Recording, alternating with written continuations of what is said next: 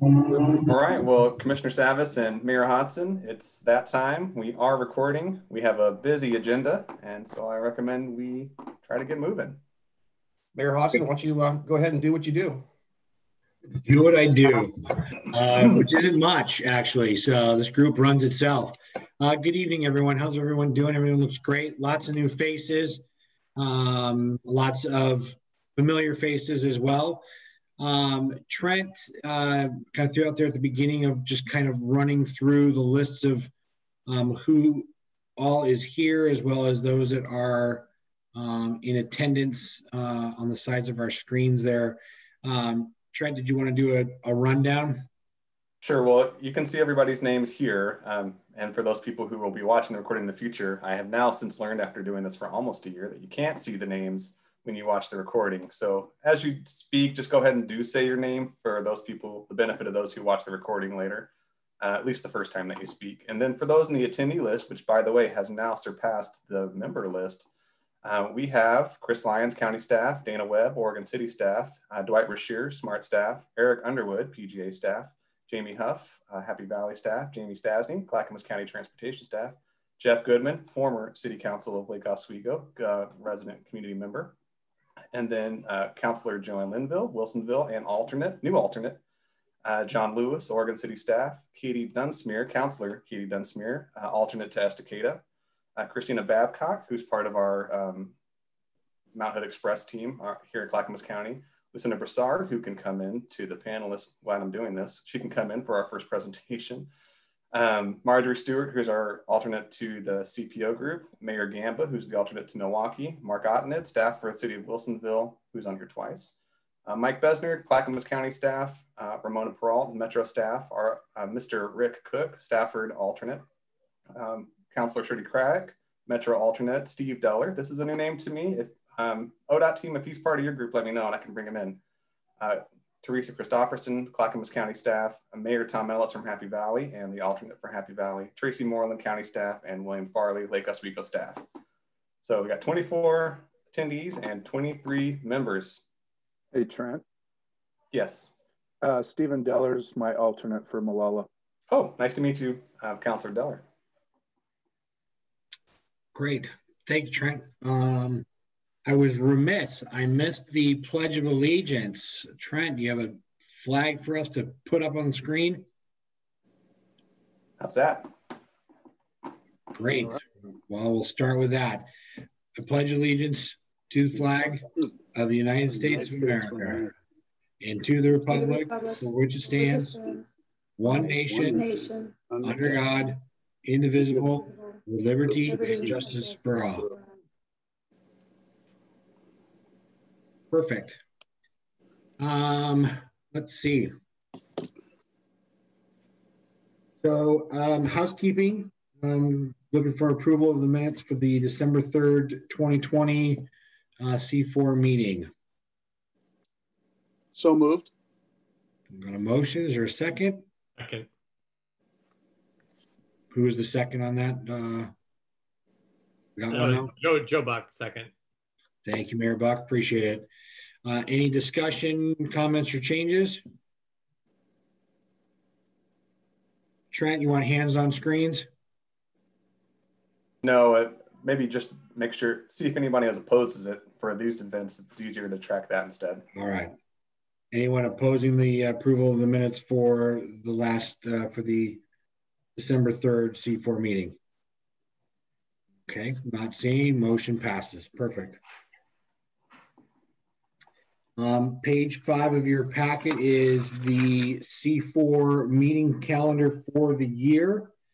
You can see that we've got both the, or all three meetings actually. So C4 listed, the C4 exec committee, which meets usually the second Monday of the month to set the agenda for the next meeting.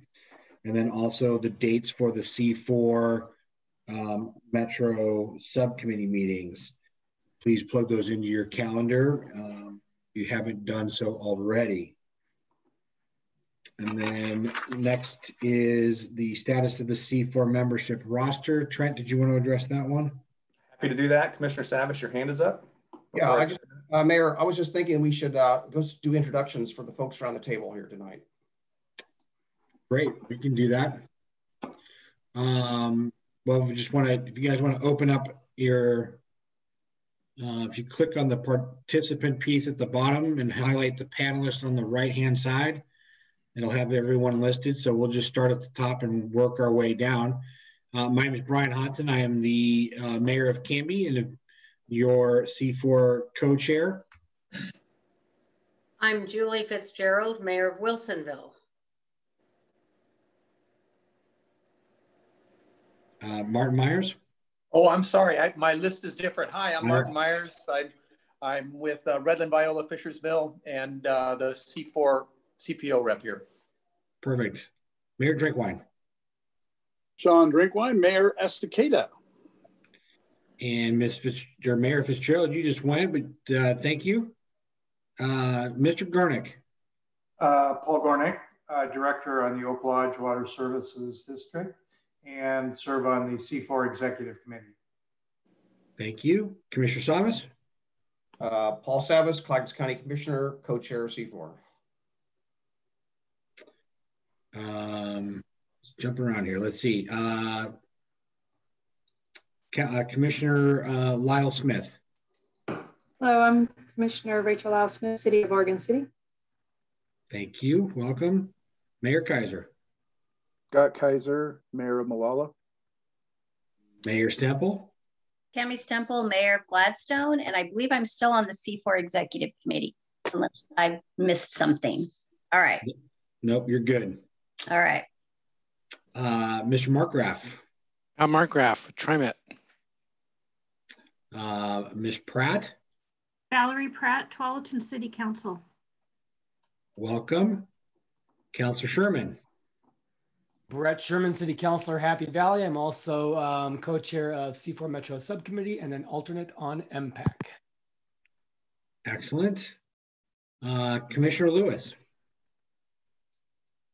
So I serve on Metro Council, District 2, most of the urbanized portion of Clackamas.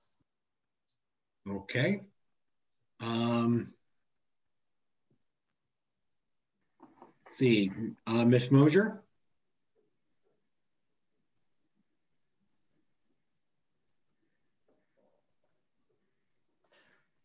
The mic's not able to hear you. The secret double mute. Is that better? There you go. Della Mosier, Deputy Director of ODOT's Urban Mobility Office. Nice to meet everyone. Thank you for being here. Mayor Buck. Joe Buck, Mayor of Lake Oswego. Perfect. Welcome, sir. Mr. Gronke. Ed Gronke, citizen rep for Clackamas County to MPAC. And Christine, I see you sneaked an extra member into the meeting tonight. Great. He's my apprentice. Mayor Walters. Hi, Jules Walters, Mayor of Westland.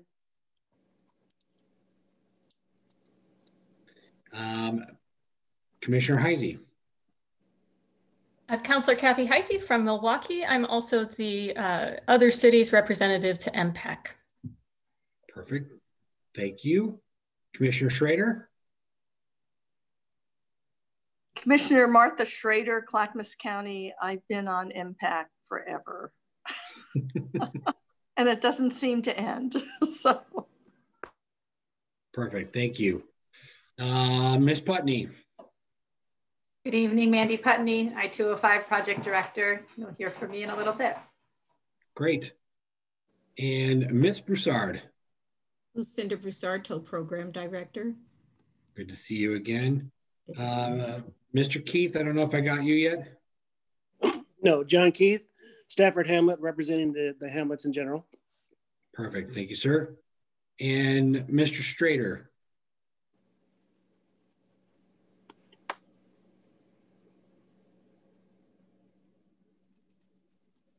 No? Mr. Strader, you're on mute if you're trying to talk.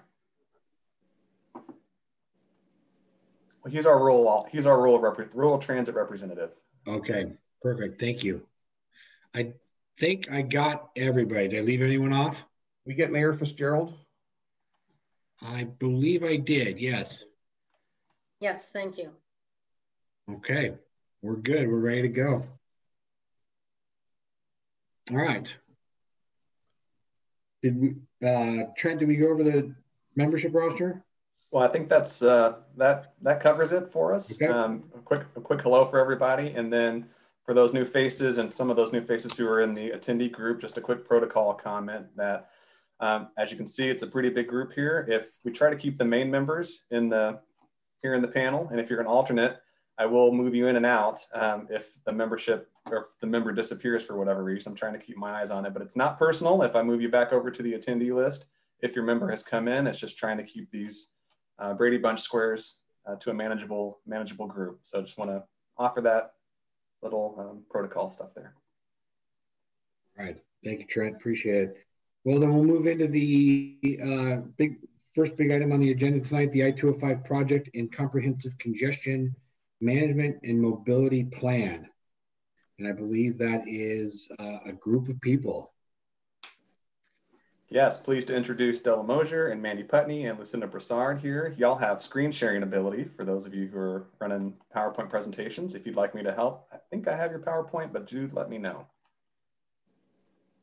Trent, if you could pull up our PowerPoint, that would be really helpful. Appreciate it. I have a little bit of a small monitor here. I think it runs about 8 inches tall. So I'd like to be able to see everyone's faces. Good evening. Nice to meet you all. My name is Della Mosier. I'm with the Oregon Department of Transportation, and I work in the Urban Mobility Office as a Deputy Director. My partner in that office is Brendan Fenn, who has been in front of this group before, and he's the Director of the Urban Mobility Office. Before we get too far into the presentation, I'd just like to take a quick moment on a personal note, and it's kind of remarkable for me to have the opportunity to be here to talk with you all. Because I did grow up here in Oregon, not too far away in the town of Newburgh, and went to high school in Tigard and took a trip around the West Coast working on transportation projects. And I have been in Bend for the last 10 years working for ODOT, and find myself now coming full circle and living about 9 miles from in Portland, where I was living when I was going to high school. So all these names and towns in Clackamas County are near and dear to my heart and familiar of my upbringing, and it's been very nice to come home, and this meeting is just another opportunity to remind me how great it is to be back in the Willamette Valley. So thank you for indulging me in a little bit of history about myself, and with that, I'd like to just talk a little bit about the establishment of the Urban Mobility Office at ODOT.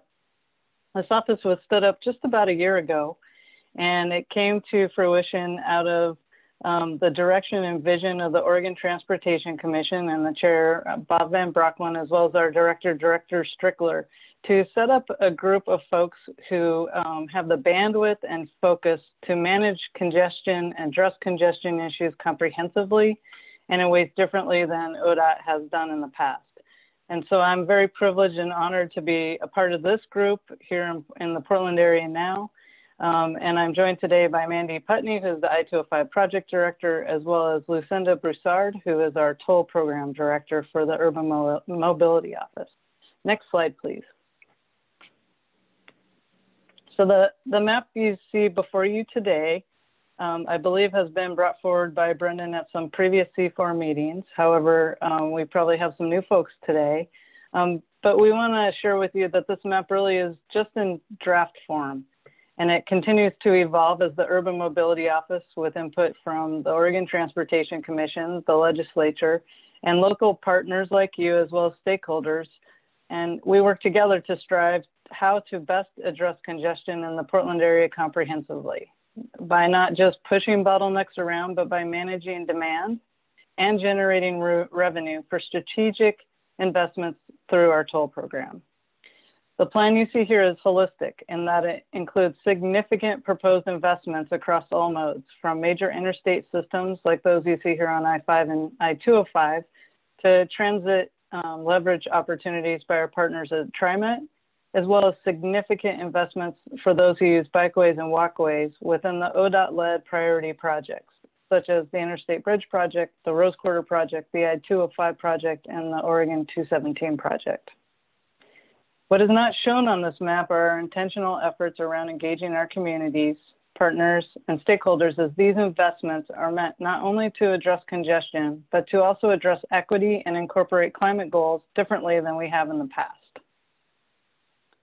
And with that, I'd like to move on to the next slide that talks about what investments we're focused on in the near term, and how, or I guess when we think we might be able to deliver some of those investments.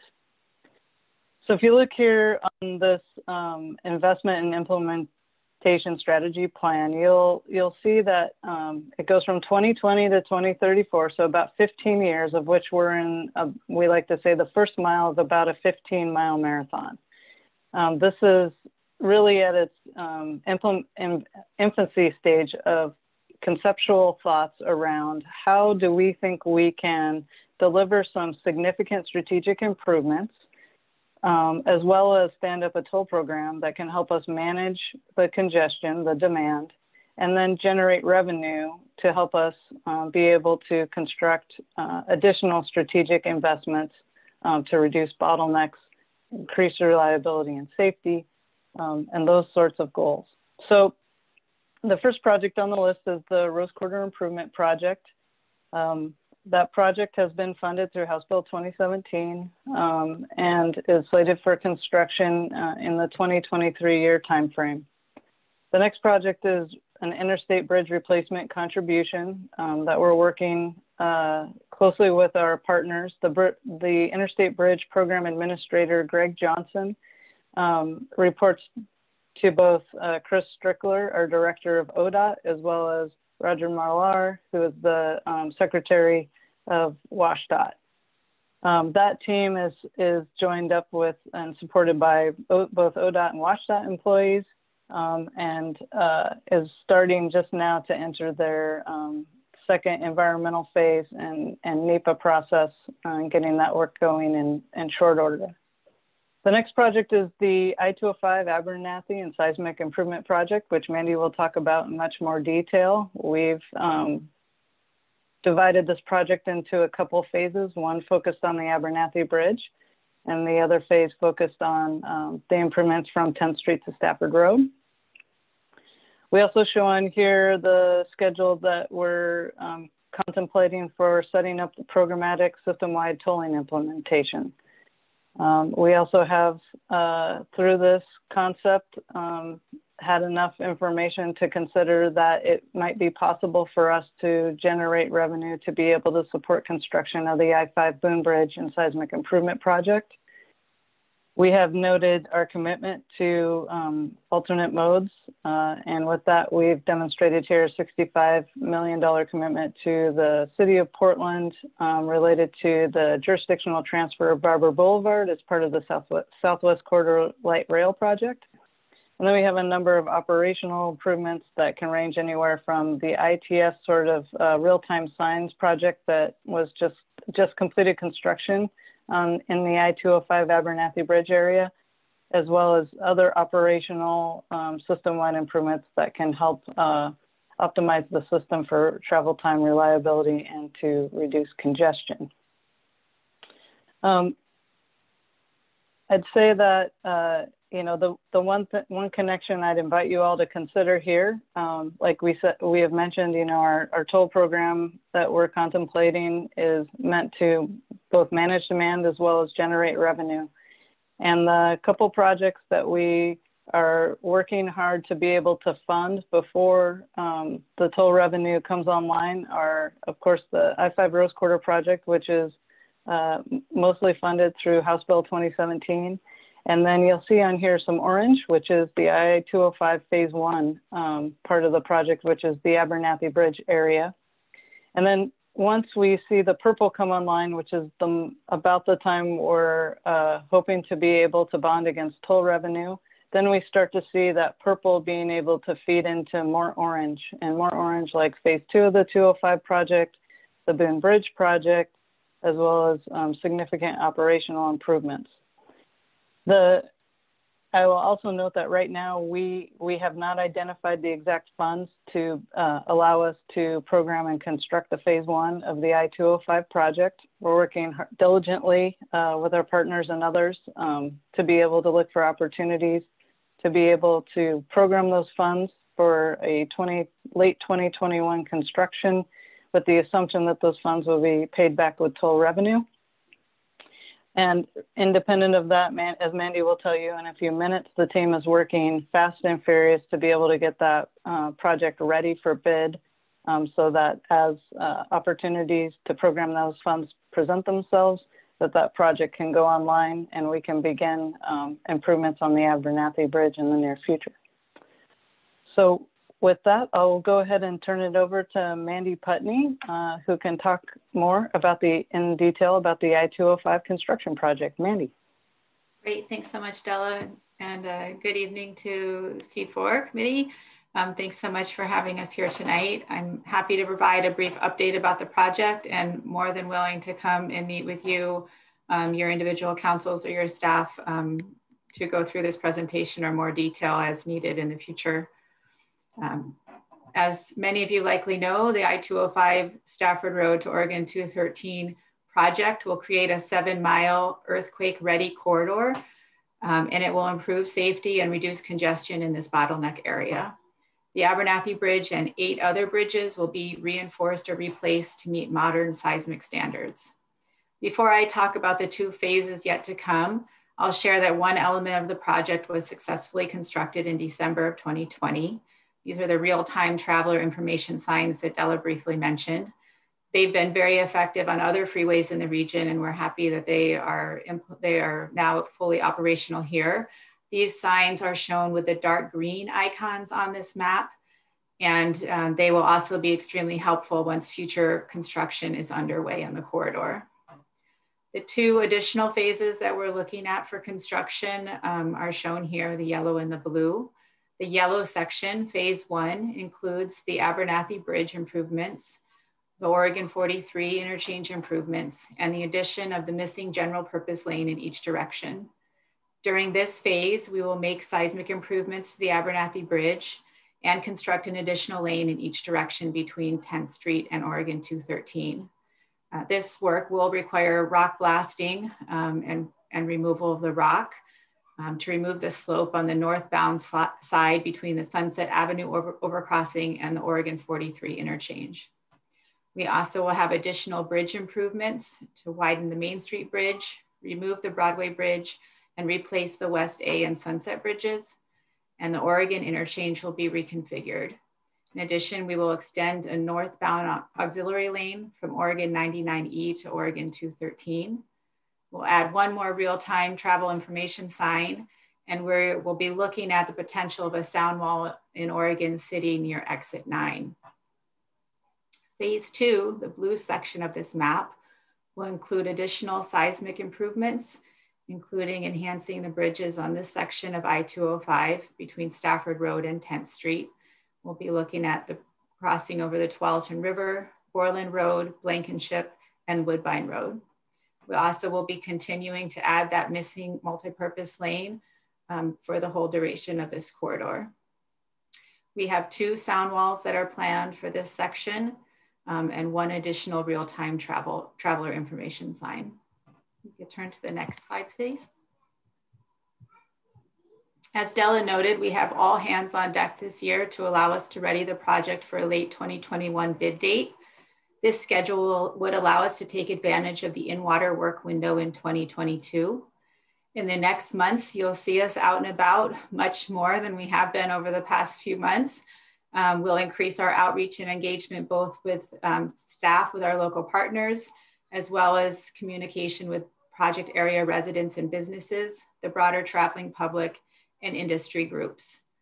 We expect to reach 90% design in April and have final plans ready in late summer.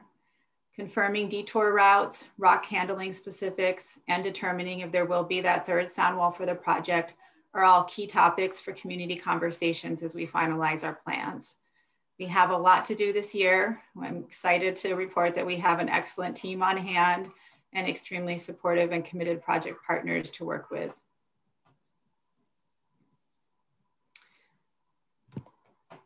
That's the end of our brief presentation. I think that Della and I are both open to take your questions as long as there's still time on the agenda, Trent. Oh, I think you have this group's complete attention. And maybe just a little bit. Yes, Commissioner Lyle Smith. Thank you, Mayor Hudson. So I'm wondering, for the ODOT folks, what is your strategy for tackling the funding issue?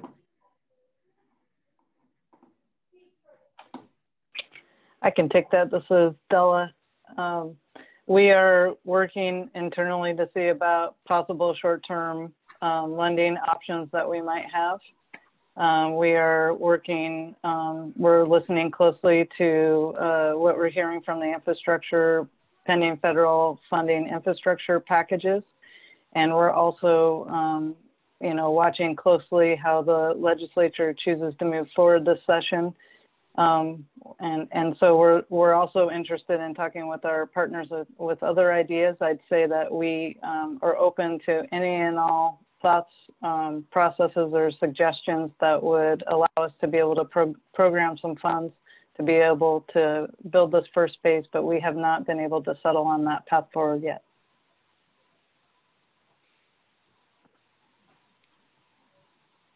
Mayor Walters. Yes, thank you very much. I'm glad to hear that you're looking at alternative funding, alternatives for funding. As you know, we're already impacted greatly by diversion in Westland. It affects our livability and our economic development. So, tolling just here in this area is of big concern to us. So I'm just grateful to hear that you're looking at alternatives, and I hope that you find something different than just tolling in the Westland corridor. Thank you. Thank you, Mayor. Thank you. Mr. Cronky. I notice on your chart, you show construction beginning on the Interstate Bridge in 2026. Is that a realistic timeline? That's a great question. And before I get too far in front of my skis, I would like to offer up that perhaps we can invite the Interstate Bridge Program folks to come and talk with this group to provide, real-time information and feedback. But I believe that is the schedule that is provided by the Interstate Bridge team, and I wouldn't comment on the realisticness of where they're at in their development and defer to them on being able to get back to you with more detail on that question. Definitely something we can look at for sure. Councilor Heisey. Thanks for the presentation. I gotta make my little hand go away there. There we go. So I know that you've heard us in the past talk about equity and the need for, as we're thinking about how we reduce congestion, to make sure that we provide alternatives that are affordable for residents who might live farther out and are doing long commutes. And I just wanted to check in on the terminology. We have in the past advocated for bus on shoulder. Is that included in the multi-purpose lane, or is that a different creature? Sure. The 205 improvements do not preclude any future transit work that might be required or necessary. So we can accommodate bus on shoulder with the design for the new project. And at this point, there aren't any specific plans from the transit agencies to run bus on shoulder of this corridor, but if that is desired in the future, it can be accommodated with the new corridor design. Okay, thank you. Commissioner Lewis. Yes, thank you. And I am excited to see the progress on this project or set of projects.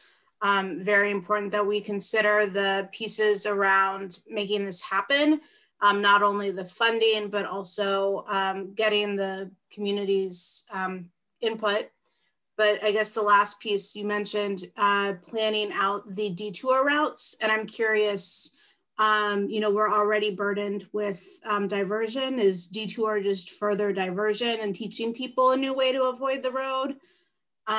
So any thoughts you have on that? But then second, we already have a bus that takes the Abernathy, the 154, because it can't take the Arch Bridge. So have you worked with TriMet to come up with ways that that alternate route can happen? I don't know if we've had specific recent conversations with TriMet on that specific route. I'm happy to follow up with Mr. Markgraf after the meeting and offline to have some more information about that. So thank you for that suggestion. And then in terms of the detour routes, good clarification question. We're talking about detours that would be specific for when we needed to have either short-term closures or a lot of construction activities for as we're redoing the crossings over the interstate.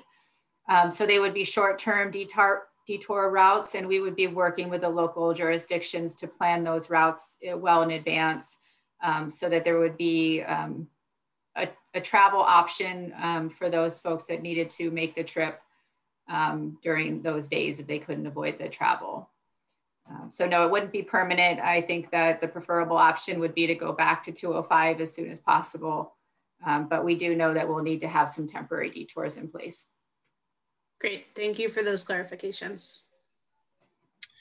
So my question, kind of building off of Mayor Walters' question about the diversion piece. Now, early on in a lot of the tolling conversations, there's a lot of conversation about the tolling dollars staying in those areas for funding diversion projects. And, you know, with this graph that you gave out, which I really do appreciate, we're talking about leveraging the tolling piece with potential bonding pieces. How much tolling are we thinking is going to be left over from diversion projects to use to bond some of these other projects? I can go ahead and jump in here, but we do have our toll program director, Lucinda Broussard, and I'd like to make sure she gets a chance to jump in and answer your questions related to the toll program. But related to the funding, we are still looking for those, getting far enough along in our environmental process to develop those level 1 investment grade traffic and revenue reports. So we're a little bit far out before we will be able to identify exactly how many funds would be there. But I think Lucinda can probably speak more from her experience about the long-term revenue generation of a successful toll program, and then how that relates to investments and diversion mitigation. So Lucinda? Can you hear me? Better now. Can't hear me. Better now. Better now? Yes. Okay. It looks like mine is frozen. I might just try going off a video real quick and see if that helps me. So in terms of how much revenue, we don't know yet. Right now we're working with toll rates that are, like $1, I believe, up to $2.17. Those are not the real rates. We'll have an investment grade done about 6 months before we implement tolls, which will show exactly where we are and run everything. And then we'll know exactly what the revenue is going to be. I think that the money staying on the corridor, which was a September Oregon Transportation Commission policy set up that says that net toll revenue will stay in the corridor. So net toll revenue, we're not sure what that amount is, and we're not sure how that gets divided, but that is, at least we know that that money will stay there. I think there's some work to do about definition of corridor that we'll be working with everybody on too in the next coming year. Great, thank you. You're welcome. I'm gonna go to Mr. Keith, and then I believe Commissioner Pratt had her hand up on the screen, and I'll go to her after Mr. Keith. All right, thank you. So And thank you for the presentation. I just had to make sure my impression is correct. Now, I got the impression since you wanted to start borrowing money against future tolls to start construction at the end of 2021, is that really the default position in the sense if you can't get alternative funding before then, it's going to go right into tolling? Could you get a little more clarification on what options you might have or where you might be headed? You know, we're working with our Assistant Director of Revenue and Finance, Travis Brower, and I wish he was here to help elaborate on the mechanics behind the scenes of what we're allowed to bond against and what sort of borrowing opportunities we have and how those tie back into toll revenue. We are truly entering a financial contemplation that we haven't gone through before as an agency, and we're exploring with our internal experts on how we may or may not be able to establish and program those funds. So your question is on point. We're interested and curious about what all the options are. We have been looking into this for a short period of time now. The CCMMP and this investment strategy was proposed to the Oregon Transportation Commission for their feedback and was approved December 1st. And so we're really at the beginning phases of getting into that discovery and investigation. We have, you know, this deadline of trying to get this phase 1 project out to bid in the early fall. And so between, you know, now and in the summer, we're hopeful that we can come up with a viable option, but we truly are in a discovery phase. So I apologize for not being able to state specifically how we get there, but we are working closely with our finance group to see what options are available to us. If I could follow up, so is tolling a foregone conclusion, or is it still a possibility or a desire? You know, and as we look at the statute in House Bill 2017 and the set of tools that were provided to the agency to manage congestion in the Portland area, there was the funding for the Rose Quarter project and the funding for the OR 217 project.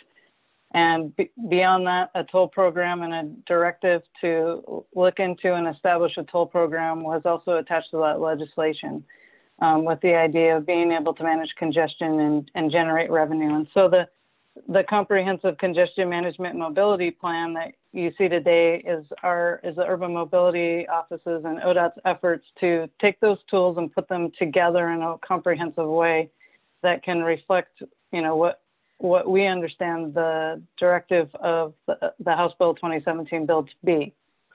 So we are going through a NEPA process, and we've talked about the I-205 project, and that Lucinda's completed. We've gotten the comments back from that initial purpose and need outreach work, and as a result of those comments, we've looked into and included a system-wide tolling approach as an option. More to come on the NEPA process, the environmental process that we need to go through in order to have federal highways sign off and approve on any tolling proposal that goes forward. And a lot of conversation and engagement to go on with our community before we can establish that toll program. So we are moving forward under the direction of that legislation and in the guidance of our commission. But until we complete the NEPA process, I think there's still a lot to discover and work on as far as that, you know, the concept that tolling is a foregone conclusion. Thank you. Great. Commissioner Pratt. Hi, I was wondering on your map on page 7, you have current toll corridor until 5, and I was wondering where, since it's kind of a big encompassing map, where that west end approximately is. Because I'm concerned about Borland Road, but I can't really tell from this map. I have a different set of slides. So Trent, is the map, is it my map? Is it our map? Yes, it was in your presentation on page 7. Yeah, the CCMMP map. Great. Okay, great. Well, so this is another bit of us tipping our hand here on the toll corridors. So as I mentioned before, we're in, mile one of a 15-mile marathon. And in that, you'll see there's a couple toll projects that were contemplated. So one of them is the I-205 project. Then you have some legend notes there that talk about expanded toll corridors and potential toll corridors. So the hatched area are the initial projects that were looked at over a year or two ago. The dark purple are some expanded corridors, and then the purple areas are possible corridors. The work that's still in front of us, and specifically Lucinda's team, is to look into where those corridor limits should be. Where are the termini for the system-wide tolling limits? We haven't made that decision yet. As Lucinda mentioned, we have talked with the commission and been provided the direction that revenue on the corridor stays on the corridor. But what the corridor limits are, we have time as we go through the NEPA process over the next year or two to have that collaboration with our partners to decide where those corridor limits really should be. And then that, of course, will come back and influence the revenue that can be generated from those corridors. So the reason this map is in draft, the reason that there's different colors of purple is to intentionally project that we're still trying to discover where these corridor limits should go. Okay, my final question is just, I'm new here, so I just wondered if you could clarify what a multi-use or multi-purpose lane that you're adding on the phase 2, what that means. Sure, so that's a general purpose lane, meaning that all vehicles could use that, that lane, just as it is today. There'd just be one additional lane. Okay, thank you.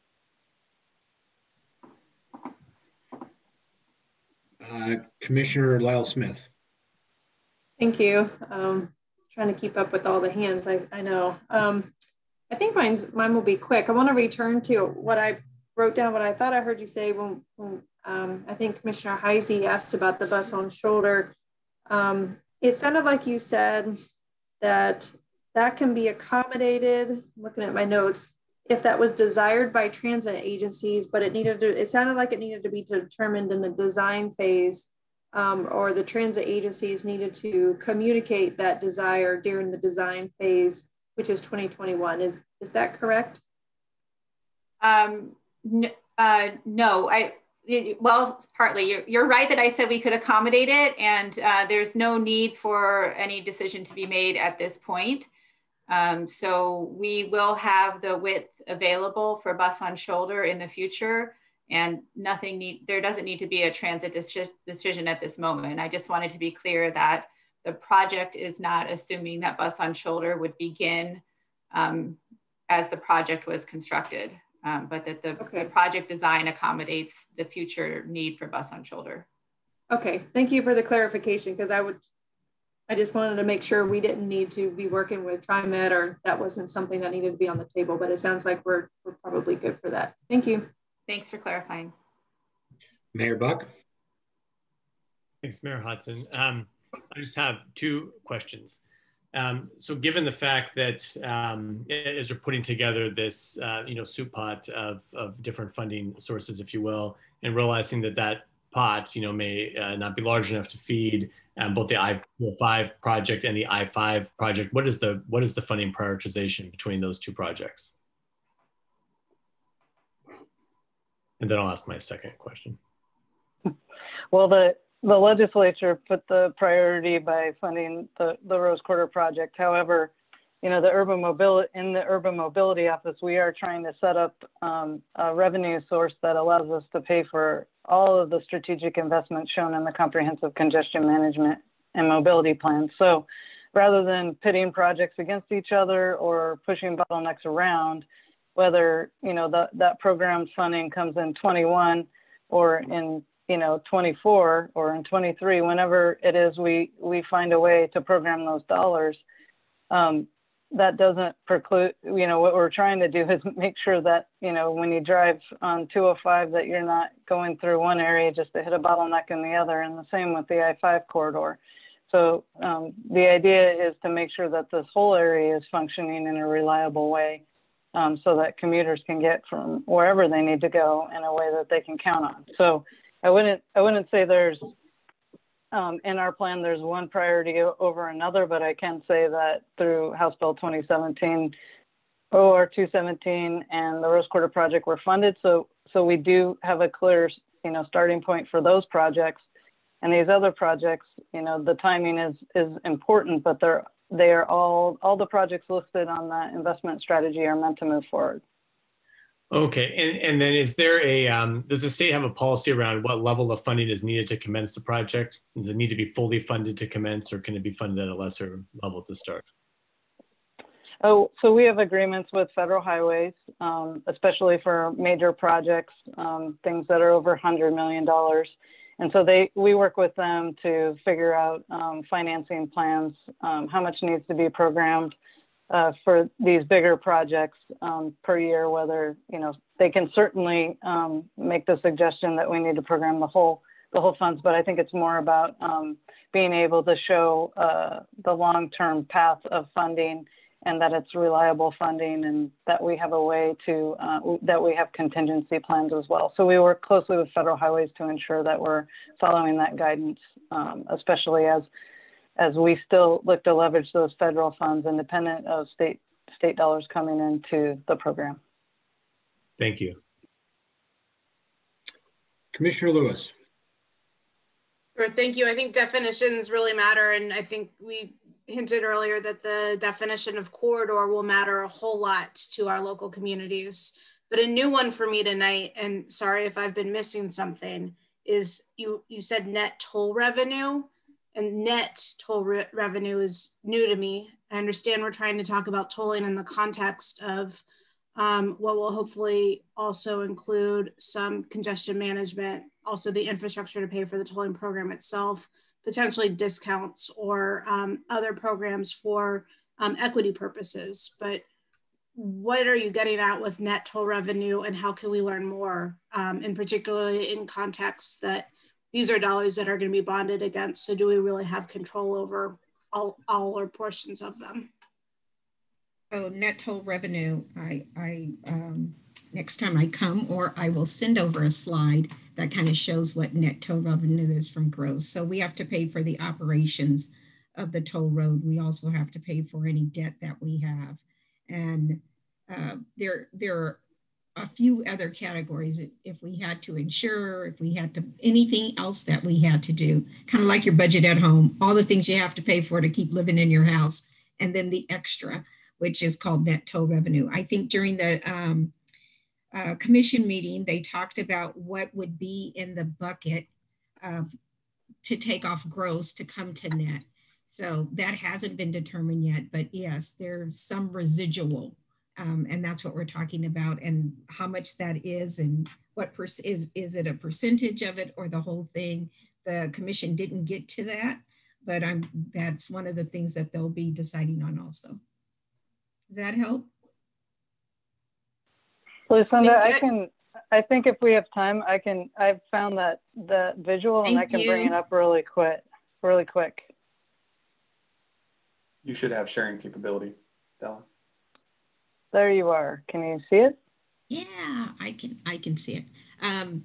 So that first bucket, and this is just, I tried to give a visual for the Oregon Transportation Commission also. The first bucket that you see, leakage, are the people who don't pay us.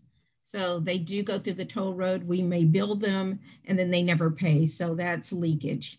The second one, banking fees, a lot of banking fees. We have to pay those off the top. Toll collection, O&M, that's operations and maintenance. Facility O&M, have to take care of the grounds. And then in there would be, as you can see, net toll. Then we came down to net toll revenue. This is how this one showed that we pay debt service and anything else. So in that next bucket would be the Transportation Commission could determine how much of that net toll revenue is going to go back to the corridor and not have to be in one of these buckets. Because I think they talked about a contingency bucket also.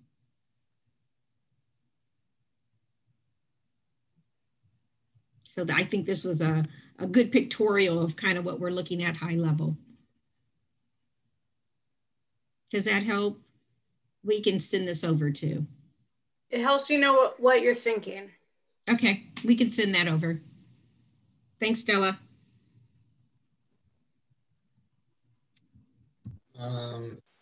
Mayor Kaiser. Yeah, I was just curious if there was any sort of contingent plan on the impacts of, Highway 9. I'm out in Molalla, so I'm looking at kind of the south end of Clackamas County, but you got Highway 99, 212, 213. The people are going to be tending to drive those routes instead of coming across the toll highway. Is there any contingency on trying to keep up the maintenance on those as they fall down even quicker than they do now?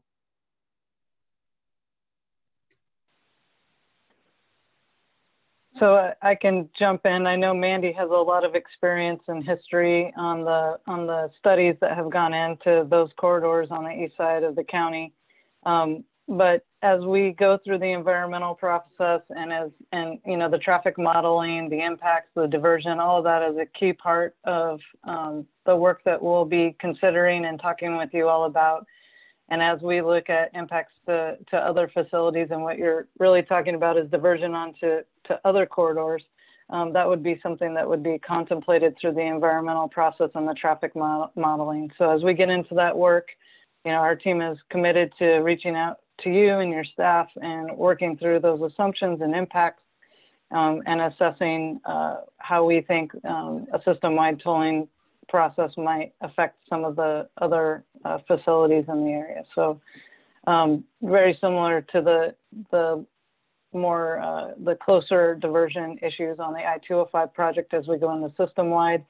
We're looking at bigger level diversion. The one benefit I think I've heard Lucinda say is really that when we have bigger toll corridors, that we do have less diversion because, folks are, unless they're taking a really short trip, that there's not a lot of benefit to trying to work around if you're just going to end up back on the facility again.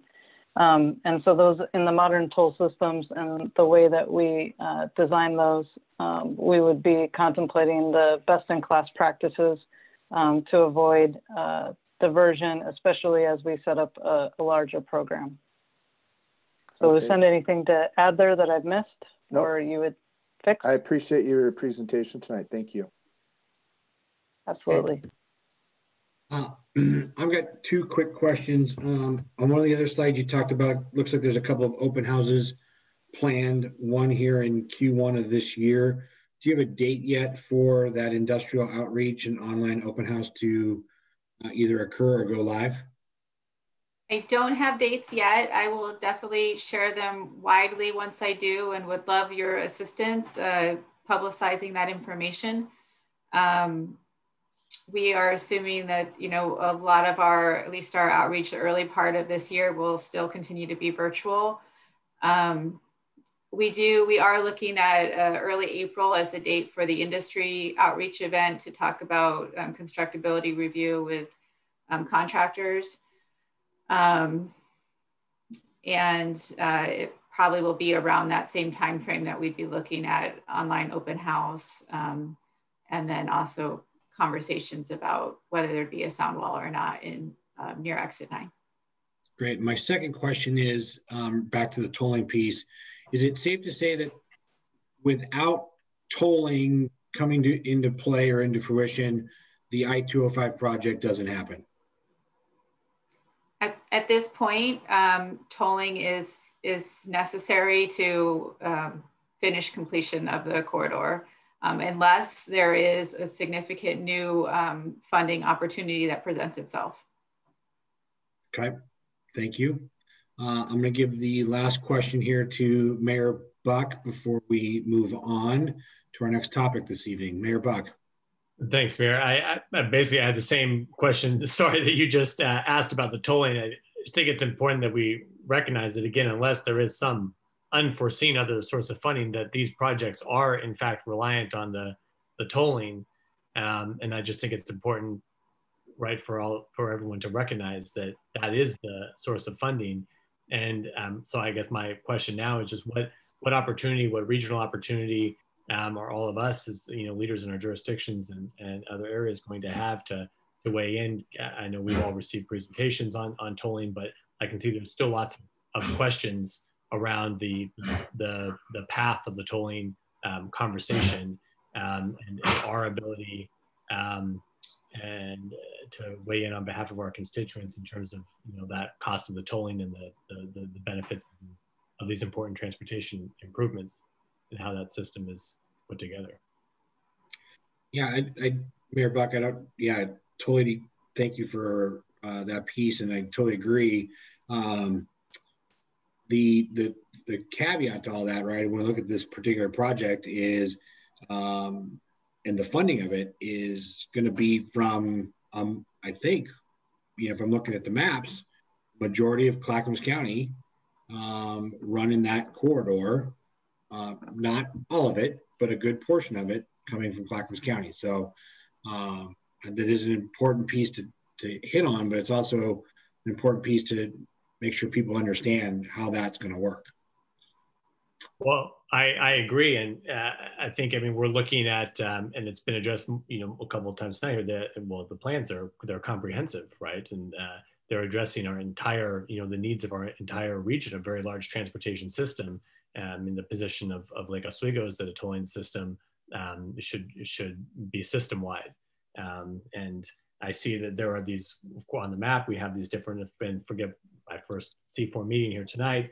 We have the different options around tolling. I'm just wondering what is being done to better explore and where from our friends at ODOT, where is the conversation at? Are we looking still at just the quote current toll corridors, or is the thinking moving towards the expanded toll corridors?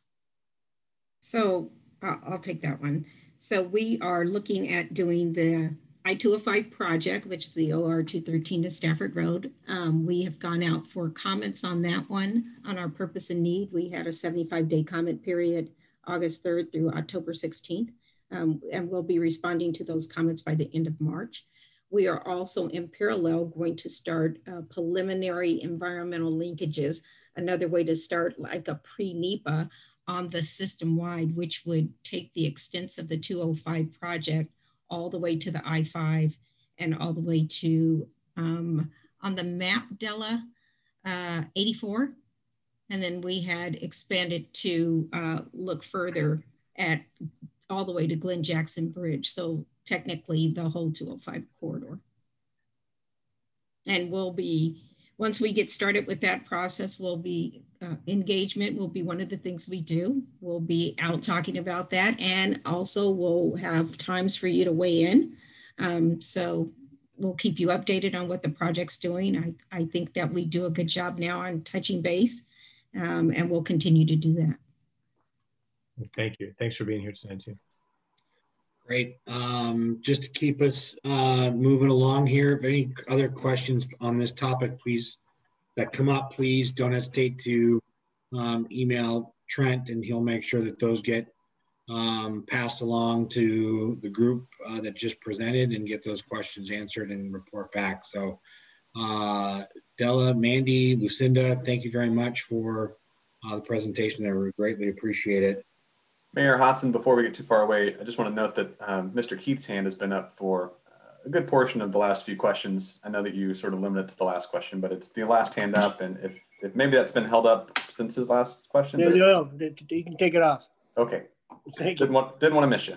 Okay. Okay. Great. Thanks, And if Trent. I could just offer up, Mayor Hudson, we in the Urban Mobility Office and at ODOT are happy to meet with your staff, with you and your staff anytime.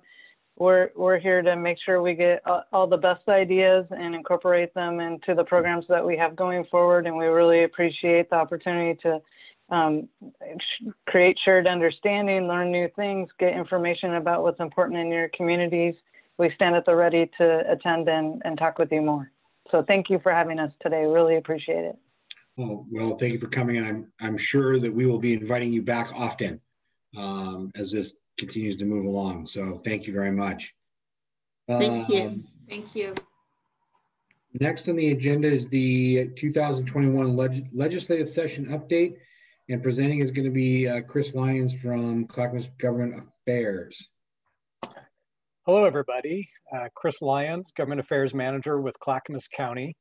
I would like to start by giving everyone a quick overview of kind of the session dynamics and what we're expecting, and then I'll get into a few key issues. I want to give a bit more details on 205 beyond what you've already heard, and the work around the wildfires and the Sunrise Corridor.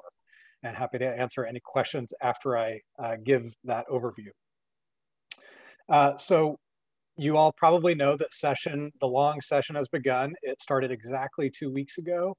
They actually started a couple days later than anticipated because they had expected there to be some violence down in Salem, which didn't materialize, but fortunately they were able to get going right away.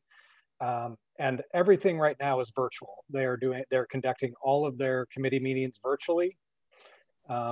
Floor sessions, when they happen, will be in person, but otherwise it's all virtual, and the public is not permitted to come into the Capitol, and the public will not be allowed to come in until the risk level in Marion County is at the low level. So I don't know that I expect to see the Capitol building at all this session. Time will tell. So far, after 2 weeks, we have already seen 2,000 bills introduced, and we're probably expecting another 1,000 or so to come in by the bill deadline here in a few weeks. Right at the beginning of session, the governor held a State of the State address, and she outlined what her priorities are for the session and for the remainder of her tenure. The top three being recovery from COVID-19 and repairing and rebuilding from the wildfires, as well as racial justice issues. And then she also outlined a few key legislative goals, including expanding access to affordable health care, broadband expansion, support to help communities create evacuation routes and response plans, investments in K-12 schools, $250 million in affordable housing, homelessness prevention, and rental assistance, and criminal justice reform. So that's kind of where things stand at a high level. So just digging into 205 a little bit more beyond what you've heard.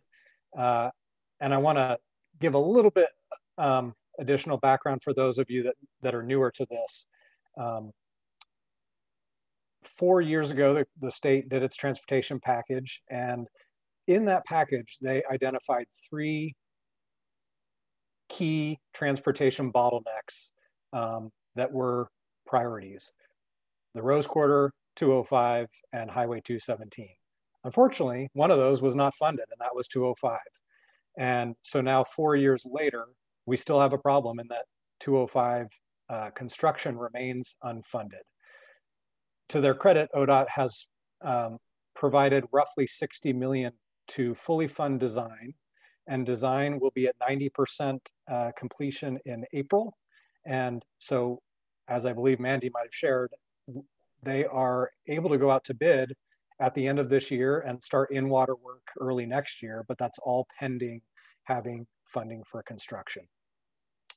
The Clackamas Caucus is a group that we helped to establish with a few key legislators a couple of years ago. It's about 16 or 17 Clackamas legislators working together in a bipartisan, bicameral way on shared priorities, and they have been very active on the 205 issue.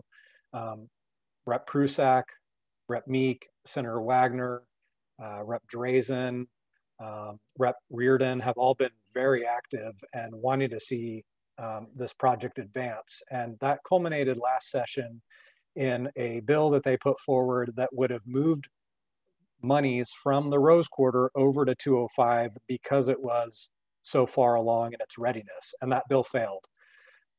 However, it's as a result, there's been a lot of conversation since, and all the while we've been coordinating very closely with key legislators, with ODOT, with the OTC, to really push for a funding solution because they have yet to figure it out. And out of that came this CCMMP from ODOT that the Urban Mobility Office has been working on. and as you heard, they're still trying to figure this out. But meanwhile, legislative leaders, including Senator Beyer and Rep. McLean, and our whole delegation are, can continue to reiterate how committed they are to the project. And this session, just in the past 2 weeks, we've been seeing the Joint Transportation Committee looking at changes to HB 2017 and the tolling sections of that bill to try to get at ways to address this and other issues on the system. So lots is being talked about, nothing's decided. And here in a couple of weeks, the Clackamas Caucus will be meeting again and identifying their priorities. So I just wanted to leave you with a request, if you can, in the next week, to please make sure your own legislators are aware that this is a priority for you and your jurisdiction. In your packet, there's some basic talking points on this and kind of where it is. So please refer to those. And they're going to be very active. I can already anticipate being involved in this conversation and trying to thread that needle to make sure that we can make sure I-205 remains on the project timeline and gets its construction funding to do so, while also ensuring that the other key projects on the regional system keep moving ahead as well. And one last thing I just wanted to mention when it comes to funding opportunities, yes, it appears that tolling and the revenues from tolling are really one of, if not the only solution right now for some of these mega projects. That's at the state level. There's also a lot happening at the federal level in terms of possible earmarks in Congress and an infrastructure package. And so that may also be an opportunity for 205. And I say that because 205 is, in my view, it's low-hanging fruit. It is almost ready to go. It's shovel ready. It's a interstate highway. And so I think it would be very competitive for federal monies if we can put that forward as a priority from the state. So I will move on to wildfires and happy to answer any questions at the end of this. So as I said, the wildfire issue is a key priority for the governor and of the legislature. Both chambers of the legislature have created wildfire committees. And on the House side, for our benefit, we have a couple legislators in the House Wildfire Committee. That's Representative Rick Lewis and Mark Meek. And on the Senate side, newly appointed Senator Bill Kennemer is on the Senate Wildfire Committee. And a lot is happening, but they're really just starting to dig into it. There's, I would say, at least a couple dozen wildfire bills out there that the county is reviewing as we speak.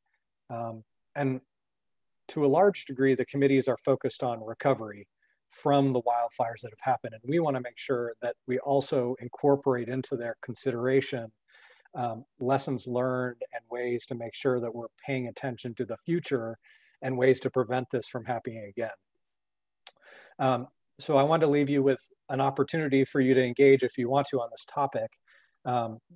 Here in 2 weeks, on Monday, February 15th, there's going to be a public hearing in the House Wildfire Recovery Committee in the evening.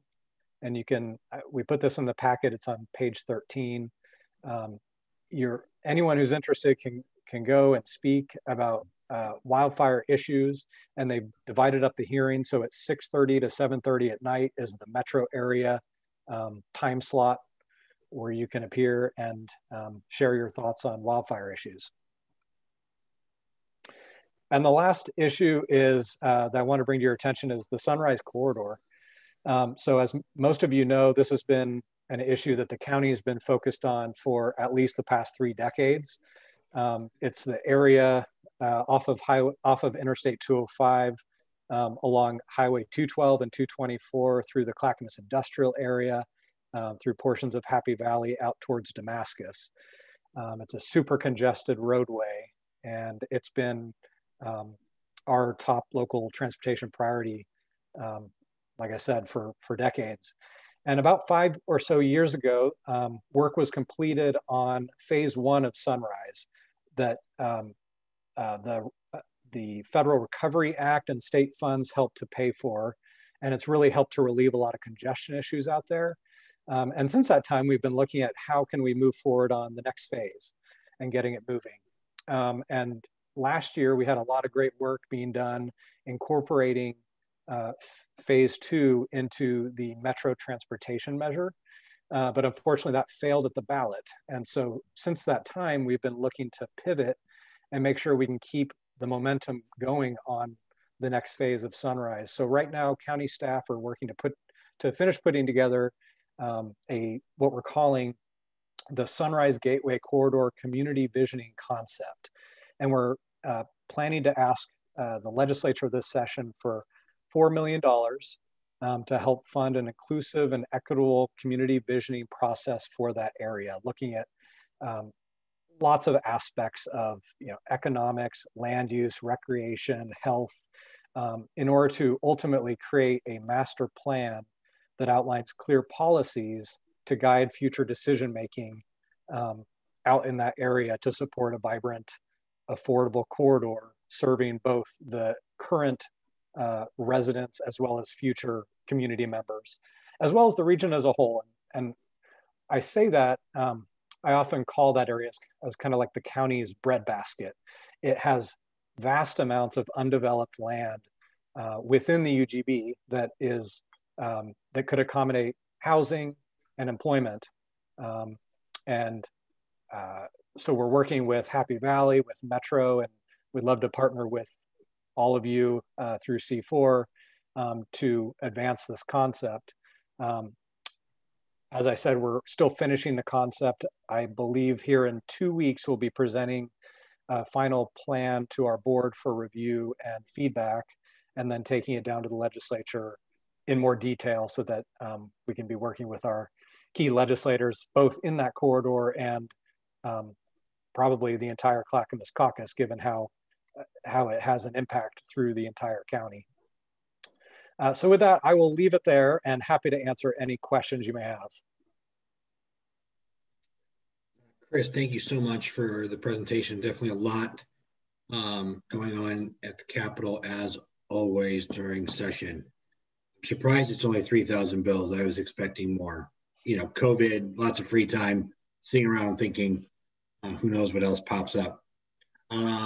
Any questions for Chris at this point on any of these items that he brought forward? Yes, Councilor Heisey. Just curious, when you're talking about this community visioning proposal for the legislature, a lot of good work went into the thinking around the Sunrise Corridor in the T2020 process. Is there any effort to reduce, reuse, and recycle there, or are you starting from scratch with this proposal? Yeah, so through the Metro measure, we knew that community engagement was going to need to happen anyway, so we want to make sure that that's moving forward. And I think we'll be looking at past work and past plans to incorporate into what this thing looks like. We don't want to start totally from scratch. I think we want to build on what's already been done and go from there. I'll just reiterate, because it was important to Milwaukee in particular with that project, that we look at this as a regional opportunity to show how you can do sustainable development, right?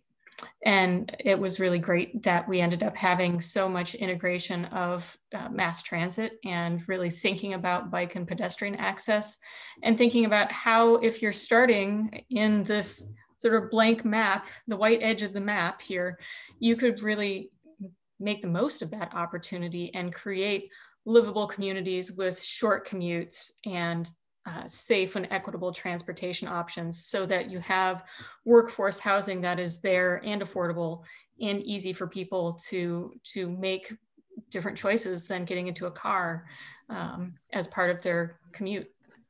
So I hope that continues to be part of the conversation. Absolutely.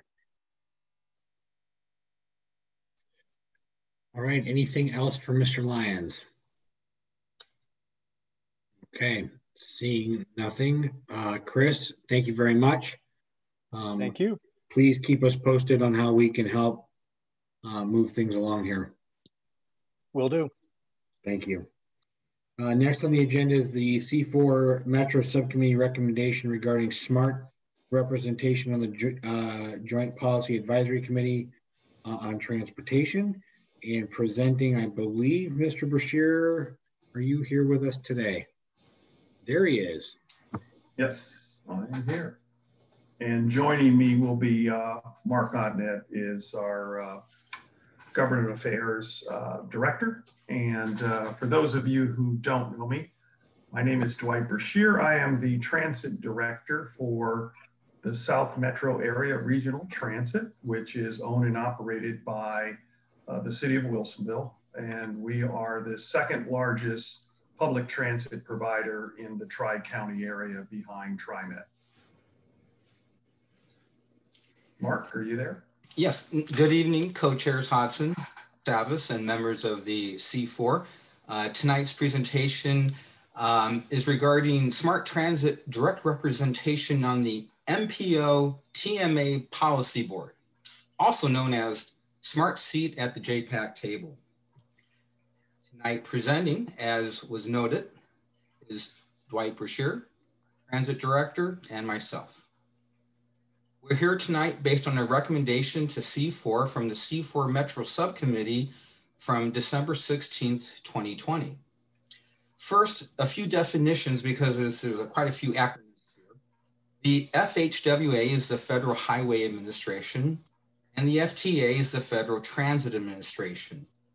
These are the two federal agencies that are responsible for administering MAP 21, the Moving Ahead for Progress in the 21st Century, which is the Surface Transportation Funding Act passed by Congress in 2012, for which the federal agencies offered guidance in 2014. The guidance pertains to MPOs, Metropolitan Planning Areas, and transportation management areas that are managed by the MPO. For the Portland metro area, we have Jpec, the Joint Policy Advisory Committee on Transportation, and Metro's Jpec is the policy board for the Portland metro area MPO TMA. Here's an example. This shows the 4-county TMA, Transportation Management Area, and you'll notice that within it is the Portland Metropolitan Planning Area. Here is a close-up of the Portland Metropolitan Planning Area from the 2018 RTP, Regional Transportation Plan. Now some background information. In MAP 21, Congress sought greater transit agencies' engagement in MPO TMA transportation planning efforts. The FHWA and FTA conduct periodic reviews of MPOs for compliance with MAP 21. The Portland MPO TMA has 3 Federal Transit Administration urban area transit operators. They are TriMet, C-Tran, and SMART. All right, thank you, Mark. SMART connects with SMART is kind of unique because we connect with actually 2 MPOs, one in the Portland area, and then of course one in Marion County in Salem. And so we're unique in that way. And we also provide transit services, not only in Wilsonville, we also provide service to Canby, into Salem, and then to Bridgeport and Tualatin as well. We feed TriMet's high capacity West train, help with the last and first mile connections to West. We actually pulse with the West train. We'll get you anywhere within the city of Wilsonville within 10 minutes of the train arrival. We actually have the connections. We bring people from Salem into the Portland area so that they connect with the West train as well. One of the most important things I think that SMART has been involved in is organizing with the other small providers at Clackamas County. We actually meet every Wednesday and we talk about regional issues and we work together. We actually have a few projects that we're working on right now that deal with fare, fair reciprocity and things like that, trying to make it easier for the user. SMART is working with ODOT for new service and rush hour service on bus on shoulder. We run a pilot. We're getting ready, as a matter of fact, to start running bus on shoulder north out of Wilsonville to Tualatin, and we've also run some tests on the 205 shoulder as well. So, SMART is extremely active in Clackamas County, and we are looking at, I think one of the exciting services that we're looking at is an I-205 Wilsonville to Clackamas Town Center service that we would partner with not only Clackamas County, but with Washington County Ride Connection, looking at West Lynn, Oregon City, and all destinations in between. Thank you. The Jpec bylaws have membership by elected or appointed officials, and these are the 17 entities or jurisdictions that are represented at Jpec. Notice in particular in this category, the two of the FTA urban area transit agencies are represented, TriMet and C-Tran, but SMART is missing. The Jpec bylaws are outdated. They were created in 1999 and last amended in 2008. And that was subsequently the FHWA and FTA offered guidance in 2014 about how MPO policy boards should be composed. The Jpec bylaws do not comply with the guidance. The bylaws do not require transit coordination at the regional level. The bylaws state only that, quote, TriMet will periodically coordinate with SMART. The bylaws provide direct representation to, actually, I should say two of the urbanized transit providers, that being TriMet and C-Tran, but indirect representation to SMART under the aegis of the Cities of Clackamas County representative. The Cities of Clackamas County rep is to represent SMART. The federal guidance indicates that an elected official who serves on the policy board, quote, should not also attempt to serve as a representative of providers of public transportation. However, this is the exact situation with the Jpec bylaws, having the cities of the county representative have to represent SMART. So the resolution of the issue could be simply to amend the Jpec bylaws to provide a direct representation for SMART Transit on the Portland MPO TMA Policy Board, or Jpec. That is to provide SMART a seat at the Jpec table along with TriMet and C-Tran. Therefore, a potential motion is before you tonight, and we appreciate your consideration. Thank you. Thank you. So if I may provide a little C4 administrative support here, this was a topic that came up at the C4 Metro Subcommittee, as was just mentioned, and the C4 Metro Subcommittee, which is not a voting body of C4, recommended that C4 take a position and mention that position to Metro. So that recommendation has come to this body here to follow through with that recommendation or to not do it. If this group agrees to that, then I will work with Mr. Ottenod and Mr. Bashir on drafting a letter that would come from C4. And if this group does not recommend that, we will not take any action. Thank you. Thank you, Trent. Mayor Fitzgerald. Thank you, Chair.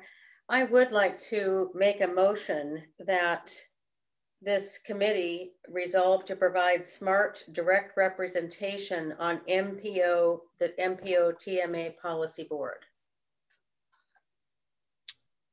Great, thank you. So I have a motion on the table. Is there a second? Paul Savas. I will second that. Thank you, sir. Motion and a second. So discussion.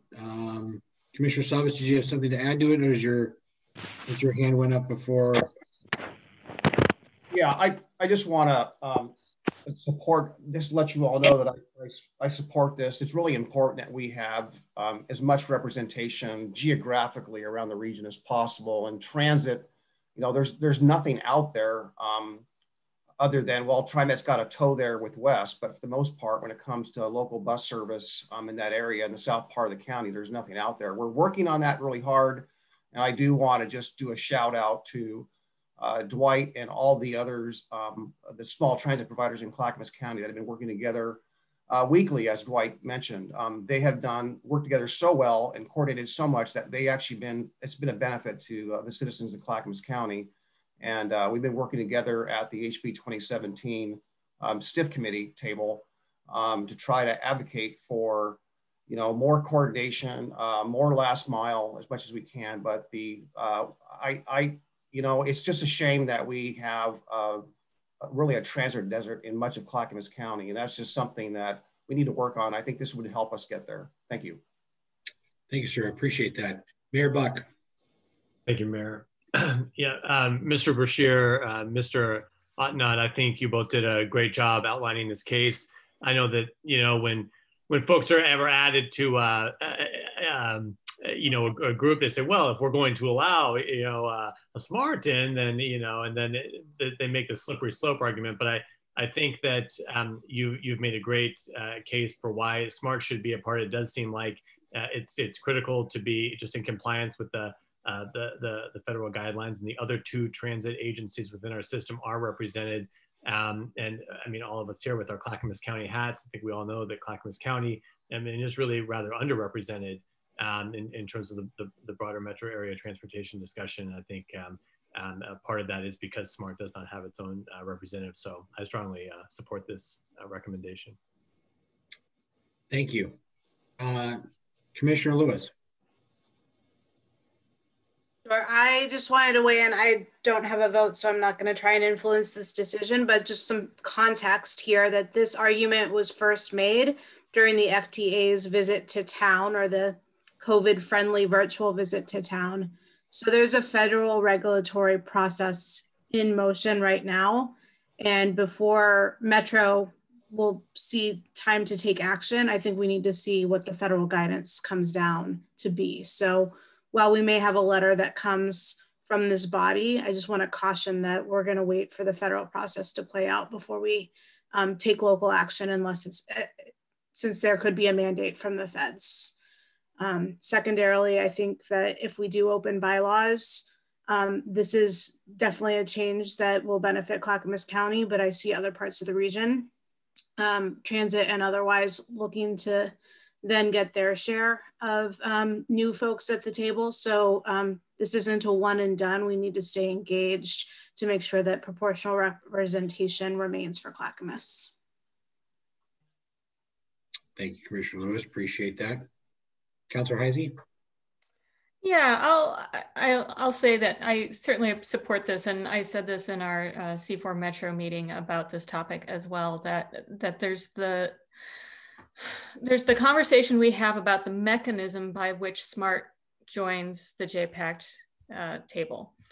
But then stepping back from that for a moment, there's also just simply, and also stepping back from Clackamas deserves more representation. I think there's a real value added to having a transportation authority like SMART at that table, because it doesn't look like CTRAN, it doesn't look like TriMet. Those are both very effective organizations that are very good at what they do. I don't say that to mean to diminish the work that they're carrying out, but I think SMART has been nimble and has been very good at coalition building, for one way to say it, but really partnering and really being thoughtful about some of these questions that have plagued us for a long time of how do we get people from point A to point B in a very large county where some parts are very urban and very rural at the same time. And you've got people who are living in one of those and commuting to the other. And I don't think that, I mean, CTRAN, you see some of that, but I think that SMART is unique in what it can bring to those sorts of conversations. And those are conversations we need at this point in the 21st century. We can't keep failing to address that kind of question. Thank you, Councilor. I appreciate that. Any other questions or comments? All right, so I have a motion on the table, and we'll go from an earlier piece of, I'll start with those not in favor of supporting this. Okay, not seeing no one not wanting to, we'll say that this passes unanimously. Is there any abstentions, just to be fair? One abstention. Thank you, Tom. I appreciate that. Right, so the motion passes, and we'll go next steps there and with county staff and working with Dwight and Mr. Ottenod. Thank you. Yes. So since there's an executive committee meeting for C4 executive committee meeting on Monday, I'll work with Mr. Ottenod to draft a very precise letter that, you know, C4 supports SMART's recommendations as they put it forward back in December, November timeframe. So it'll be very cut and dry, very quick. I don't think it'll need to be wordsmithed too much, and then we'll present that to the executive committee on Monday and get this out the door as quick as we can. Great, thank you, Trent. Mr. Markgraf, did you have something? No, okay. Sorry, your hand was up, and I just want to make sure. No, sorry about that. You know, we haven't had a chance to talk to our brothers and sisters over there at SMART about this. We've reached out, but you know, Christmas and COVID, I suppose, they weren't able to get back to us. But there are a few issues that we just want to hear about, you know, with representation of the city of Wilsonville versus, you know, how does that construct work? How does Wilsonville still represent? So we want them to succeed. Absolutely. We want them to thrive. And I think under Dwight's leadership and the leadership in the city council, they are thriving, and my hat's off to him. So we just want to have a chat. Thanks. Thank you, sir. I appreciate that. And I'm sure Mr. Bashir will be blowing up your phone over the next couple of days. Boy, I'd really welcome that. It's been a while. Have a virtual coffee. Great, thank you. We'll move on to the next agenda item. Region 1 Area Commission on Transportation vacancy and process to nominate positions. Trent, I believe, will be presenting that piece. Thanks, and I'll try to go pretty quick here. I know we're getting late in the time. So the Region 1 Area Commission on Transportation, on page 30, you have a memo where I said committee instead of commission. That's on me. It's the R1 Act, and this has been a proud success, I think, of C4 and the rural Clackamas communities for the development of the Act a few years ago now. So I want to acknowledge how far this group has actually come to make sure that ODOT is able to hear from this part of the world, part of Oregon, and the R1 Act has been a huge piece of that. And as part of that process, 2 of those members are due for their membership. One is currently vacant because of the recent election, and that was the seat held by Councilor Kohlhoff. But her seat was going to be due here by the April meeting anyway. So it's a good opportunity to start the process again to reappoint that seat, and then also reappoint the business/labor member. This is a community member who represents those industries. That's been held by Bill Merchant. A couple things here. The city seat is one that can be done by a caucus of the cities of Clackamas County. There are 3 seats, and this group once upon a time decided that 2 of those should be urban and 1 should be rural. So we've sort of kept it that way. It doesn't spell it out quite like that in the bylaws, I don't believe. I just did a quick scan the other day. I didn't notice that. So we can keep that process, or if the cities want to caucus and talk about that again, it's a city's seat. So I'm a county person. It's a city seat. I'll do whatever you want me to do here on this one to help facilitate that. But what we've done in the past is, you know, host, as on behalf of just the administrative value that we have here at C4, host those conversations and host an application process. And what we could do is do that again, start inviting applications to fill that seat. It would be an urban seat as we have it set up currently, or a metro area seat, as some prefer to say, rather than urban versus rural. And I could take those here during the month of February and then have those ready for this group again at the March C4 meeting to then make a decision on who would then be selected for that Metro City seat. For the business seat, that is something that does go through the coordinating committees per the R1 Act bylaws. And so the R1 Act does not require that person go through the same application process if they want to continue in their seat. So that's a conversation that we could have with Bill Merchant if that is the will of this group. If this group would like to put it back out to community members, we would want to do an application process. So just want to set the stage for that conversation, hear your feedback, and then I will facilitate as instructed.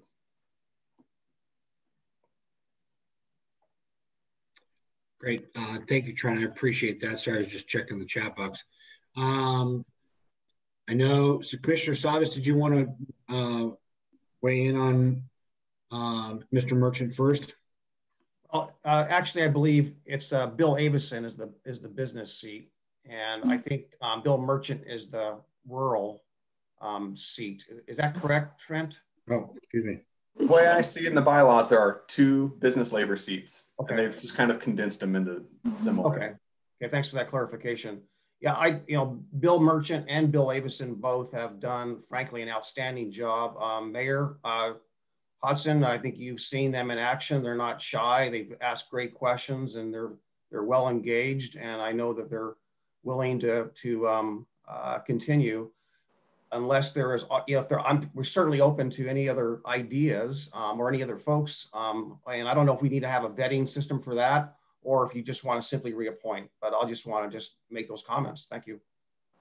Thanks, Commissioner. I'll echo those. I mean, when this came about and watching this get formed, Clackamas County and Hood River County quickly got outnumbered. Around a table of roughly 32 members of this Region 1 Act, I think Clackamas County has some real solid people that are in there chipping and doing what we can to make sure that Clackamas County and rural Clackamas County are heard from a transportation and standpoint. So yeah, to back up Commissioner Savas's point, Mr. Merchant is always prepared and is not afraid to push the issues for Clackamas County and make our voice heard at that table. So I would like to see him continue in that role if that's something that he wants to do. I would hope that this group would back that as well. Mr. Mayor Buck, Lake Oswego, sir. Oh, thank you. I just for I don't know the 2 Mr. Merchant, Mr. Avasada, it's no comment. I just noticed all the. If maybe we could, I know we have all men from Clackamas representing us, so maybe the city rep would find someone of the other non-male gender, maybe.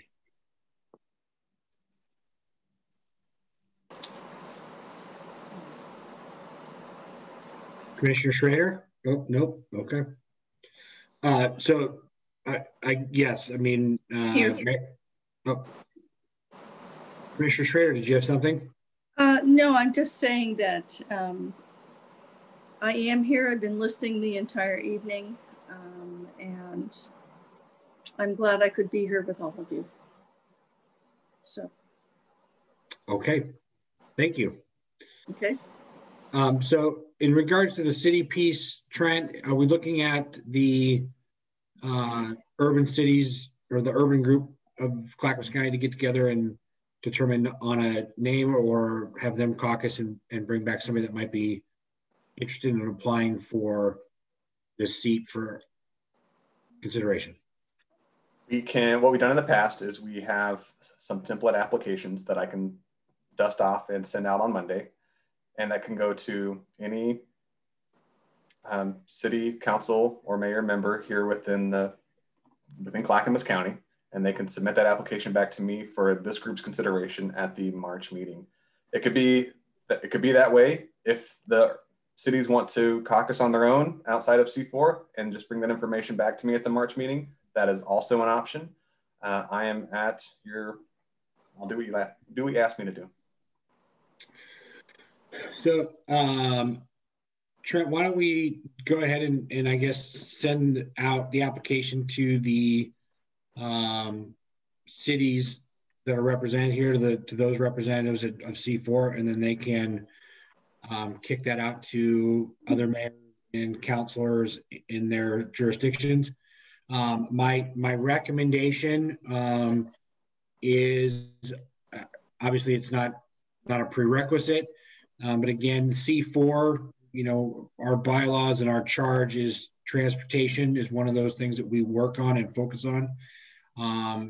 Again, not saying it's a have to have, but being a member of C4 does help in terms of Clackamas County issues and priorities to help go and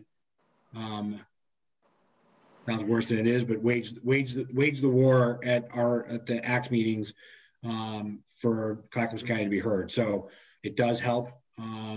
But again, I won't say that it's a prerequisite, but definitely something that can be beneficial.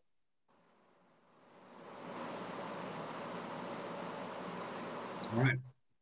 All right, thank you very much. I will check in with Mr. Merchant to confirm whether he is still interested in serving in that capacity. If he is not, I will open up sort of a membership and ask for everyone's help to find another business/labor representative. Similar application process I would incorporate there. And then otherwise I will send an application to the cities, everyone here on C4 who is a city member and alternate, and then just ask for y'all support to shop it with your councils. Great. Thank you, Trent. Appreciate that very much. Updates and other business. Jpec impact updates. Who would like to go first? Anything on the Jpec front? Nothing much that we haven't already heard. We have a lot of new members around the table at Jpec, and I guess the cities will also be working on selecting who the Jpec rep will be to represent the cities of Clackamas County. And I don't know when that's scheduled to happen, but there is that vacancy. And I just want to put that out there. Trent. I have an update on that. There are 3 nominees for the cities of Clackamas County Jpec seat, and those 3 are present tonight, and I will announce them. That's as I said to everybody at the C4 Metro subcommittee meeting that I would. That is Mayor Joe Buck from Lake Oswego is one of the nominees. Councilor Kathy Heisey from Milwaukee is one of the nominees, and Mayor Tom Ellis from Happy Valley is also one of the nominees. They have asked, and so city staff, that they each get like a little minute here just right now to say, you know, who they are and why they're running for this seat. And then at the end of this meeting, I will send a survey monkey, a vote basically, to each of the cities. Every city will get 1 seat or 1 vote to vote for each of these members. And because there's a, you know, kind of a finger pointing, I'll be the member, they can be the alternate thing going on, I think ranked choice voting is going to be the way to do this appropriately. So the survey monkey is set up to accommodate that, and please fill it out within the next week and a half or so. The date will be in the email that I send just after this meeting. So Mayor Buck, Councilor Heisey, Mayor, oh, just lost you. Where'd you go? Nope, Mayor Ellis. Mayor Ellis, please take a minute and introduce yourselves and your intent to run for the seat. So I know, Commissioner Schrader, you had your hand up. Did you want to address the group before? No, I just wanted to mention MPAC after we're done with Jpec. Okay, perfect. Thank you. So Councilor Heisey, would you like to go first? No, but I can. Okay. I apologize that my voice keeps cutting out. I don't know what's wrong. Yeah, so I have been on C4 for almost I guess I've served on C4 for a year plus, and I've been attending the meetings for 2 years, which curiously now makes me one of the more senior members on C4 Metro. And I feel like that could be valuable at this time when there's been so much turnover here at C4 and so much turnover at Jpec. Milwaukee doesn't have a particular project that it personally needs to fill in the next couple of years. We have the Monroe Greenway funded thanks to all of the support that we received from C4. So my interest is really in being a regional partner and in just continuing to push for the good work we've started and continue to do around correcting some of the imbalances in how transit is handled in Clackamas County and making sure that we're fixing roads, yes, and also paying attention to how we get around by bus, by final mile solutions, by foot and bike, and making sure that that whole works together to really get people where they need to go. Great, thank you very much for that. We'll start with Mr. Buck. Thank you, sir.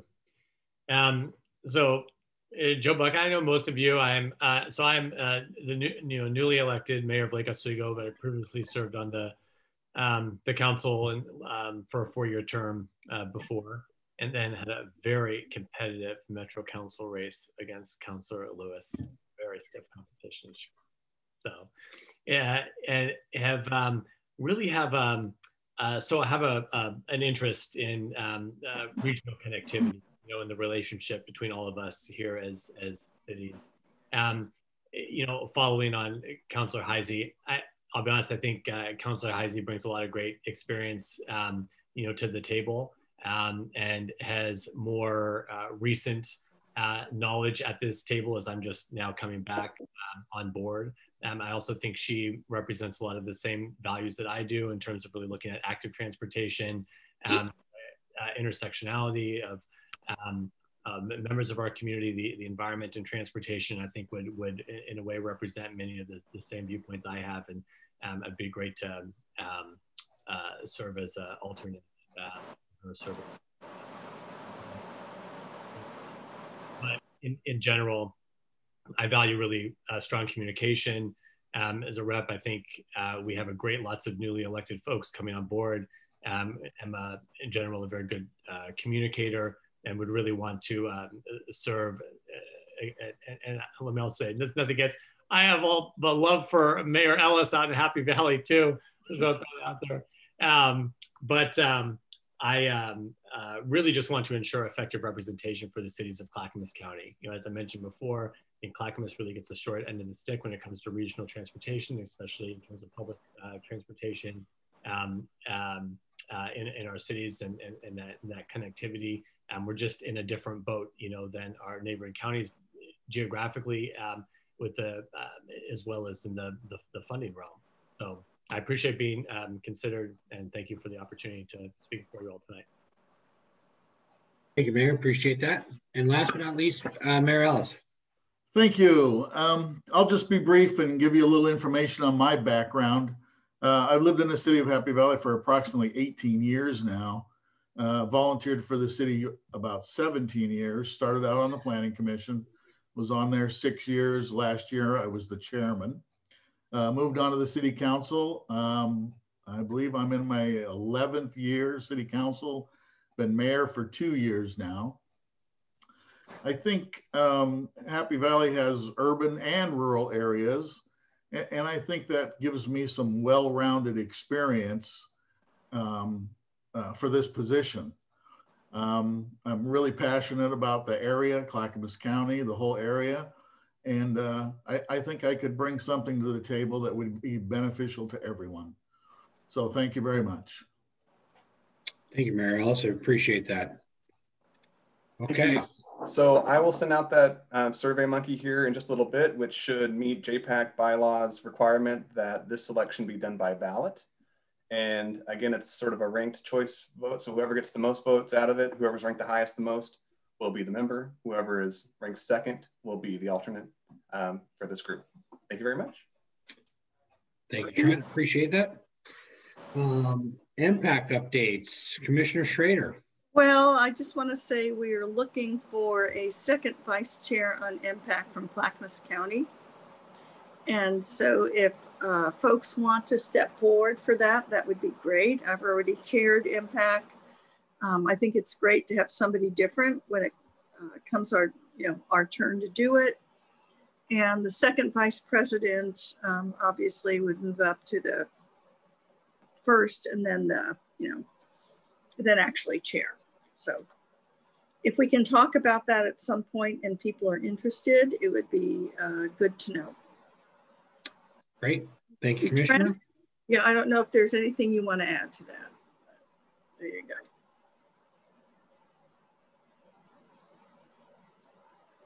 Okay. All right. Commissioner Savas? Yeah, I'm just curious, Martha or Kathy, anyone, could you tell me who are all the reps on impact currently today? We just went through that list. I did that today with Tracy, and we can get that to you, but it's in flux. Some people have left, some people are coming on, so I can get that list to you. I know Tracy is listening, and we can make that happen. Yeah, of course, I just meant the Clackamas County folks. I didn't mean other counties, so. Rachel is the other. Rachel is, yes, yeah, that's correct. Mm-hmm.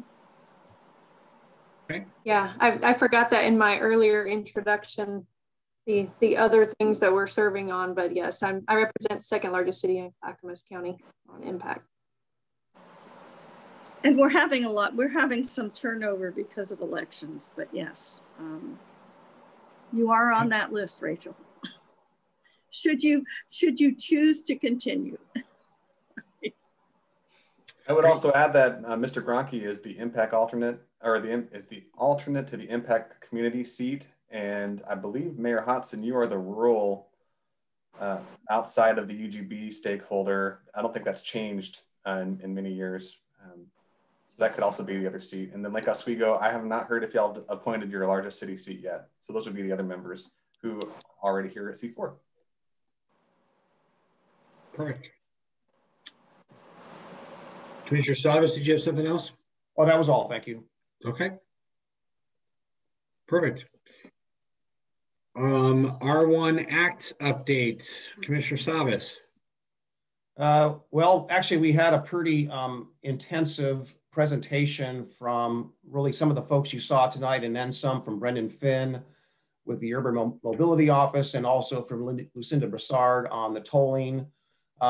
Really, what wasn't said tonight, she didn't really present that, wasn't assigned to present on the tolling program, but they're really talking about a system-wide tolling as a potential for number one, funding, and number two, to help with to reduce diversion so that there's no incentive for getting off the freeway. Really, we have diversion today, and there are no tolls, and diversion today is being caused by just frankly undersized roads and congestion. So we got to realize that the tolling alone or system-wide tolling isn't going to solve our problems. It will help reduce it, obviously, if it provides a disincentive for people to drive. But primarily, the area of Clackamas County that has the needs are really, it's about having alternatives. And we need more transit out here. And frankly, no alternatives and simply expecting us to change our behavior, it's kind of an untenable position. And I don't think it's fair for citizens of Clackamas County not to have an alternative and yet just be punished economically. So we will be pushing hard for alternatives, and transit's a big part of that. So that was really the discussion, I think, about everything you saw. So it's been very presentation heavy on what's all going on with ODOT. And you just got a taste of that tonight, but there's a lot more. Thank you. Thank you, sir. Appreciate that. The update on the Racial Research Justice Project. Thank you. That's me again. So about a year ago, Clackamas County entered into a partnership with the Coalition of Communities of Color, and they are doing some incredible work with our newly formed department here at Clackamas County in the Office of Equity and Inclusion. So their work over the last year has been to complete an environmental scan that covers a variety of racial injustice topics. And that was the amount of funding given our budget cycle and status at this time last year that we had for that project. But there is a phase 2 of that project and an implementation team that needs to be built for that project. So the county is getting ready to move into phase 2, which requires additional funding. And this is work that we have been wanting to do, the county has been wanting to do in partnership with our cities. So this is not something that we feel like we can do on our own or by ourselves. We do feel like this is a community-wide, county-wide effort. And so our county administrator has been working with city managers about what it looks like to partner with that, both in the practice of the work, but also in the financial burden of, making sure that this work is funded and moves through the process. So I've been asked by our Office of Equity and Inclusion to, on behalf of the city managers, to let our elected officials know that this is moving into a second phase. There is a financial piece to this. And if for those cities who do want to partner and participate in that financial contribution, please call me or email me early next week, or our Office of Equity and Inclusion. We'll find a way to include you in that work. In addition to that, our Office of Equity and Inclusion would like to come to C4 at a future meeting, which I will talk to the C4 Executive Committee about on Monday, to give a presentation on some of their work so far and what the work looks like moving forward. So that is an opportunity in the future and an announcement about ways that cities can participate with the county in the work that's going on right now. Great. Thank you, Trent, for that update. Appreciate it. Is there any other business for this group? So I'll jump at once. I do have a question for Trent regarding the presentation you just gave about the Office of Inclusion, Equity and Inclusion, and looking for some financial support. Do you have a paper on that would outline ways, you know, what level of support would help and so forth? If you do have that, I'd love to take a look at it. I will make a point to email that out in the update that I email next week. Thank you.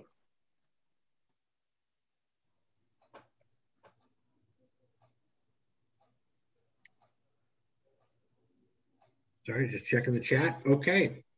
Well, thank you all for joining us this evening for, I guess it is our first meeting, so it can go without saying Happy New Year. Trent, you're waving at me? Yes. No? Okay. I'm waving goodbye to everybody. That's gotcha. Okay. I will take a motion to adjourn. So moved. Great. Seconded? Second. Great. Non-debatable motion. All those in favor? Aye. All right. Clackamas, it was great to see everyone. Have a great evening, and we'll see you next month. Thank you.